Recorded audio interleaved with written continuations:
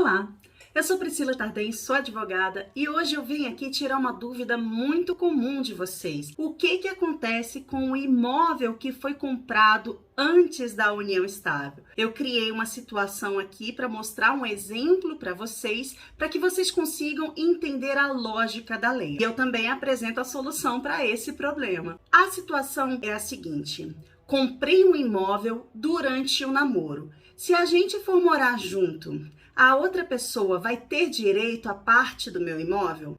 Um simples namoro não gera direito a regime de bens. Então, se o imóvel foi comprado durante o namoro e você conseguir demonstrar que naquele período ali havia somente um namoro e que a união estável se formou depois dessa compra desse imóvel, então dificilmente ela vai conseguir na justiça um dia pegar metade do seu bem. Só que tudo é questão de prova. É importante que fique bastante demonstrado por meio de documentos que o imóvel foi comprado numa circunstância em que não havia ali regime de bens regrando aquela relação de vocês, porque era apenas um namoro. É importante mostrar que não havia características de união estável no momento daquela compra daquele bem.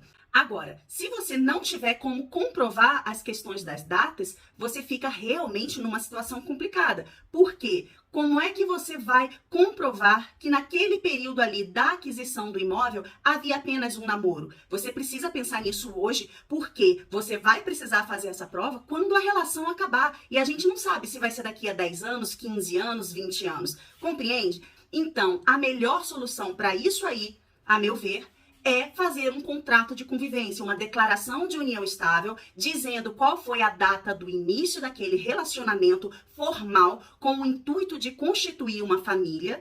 E mais do que isso, você ainda pode declarar nesse contrato de convivência a existência prévia desse imóvel e dizer que aquele bem ali foi comprado exclusivamente por você.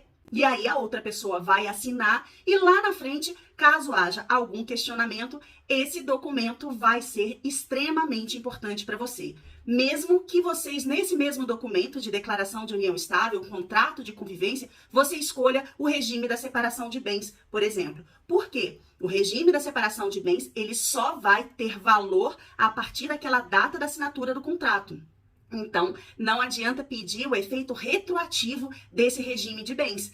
Porque se ficar configurado que na data da compra do imóvel vocês tinham uma união estável sem documento, então vai ser aplicado ali o regime de bens legal, que é o da comunhão parcial, ok? Percebe que a resposta não é simples para a pergunta? Porque a gente vai ter que tratar da configuração de um mero namoro e não união estável, do regime de bens aplicável ali naquele momento da compra do imóvel, caso houvesse uma união estável ali, e também a respeito da declaração posterior, se for feita. Então, o conselho que eu dou para você é: antes de praticar qualquer ato que possa vir a ter efeitos patrimoniais posteriormente nessa relação aí entre vocês, é importante consultar um advogado especialista em direito de família, porque ele vai te dizer quais são as consequências daquilo que você está pensando fazer e também vai te dar o remédio, a solução que pode acabar com esse problema previamente. Não precisa esperar o problema aparecer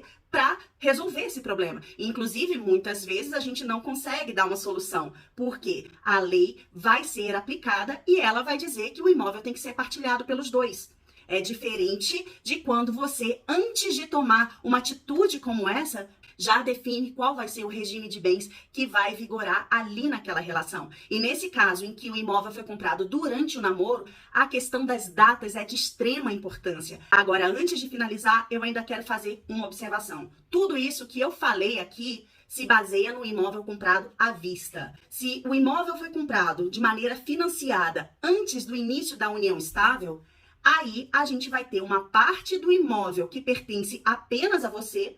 E se você não escolher o regime da separação total de bens, todas as prestações pagas durante a união estável vão ter que ser divididas no futuro, porque você não fez uma escolha específica a respeito do regime de bens que vai reger aí a relação de vocês. Então, se você não escolhe regime nenhum, ou se quando escolhe o da comunhão parcial, as parcelas daquilo que foi pago durante a união serão objeto de partilha no futuro quando essa relação acabar. Por isso que eu digo, consulte um advogado de direito de família antes de tomar essas decisões. Eu fico por aqui então, eu espero que eu tenha tirado a dúvida de vocês e a gente se vê na próxima. Até lá!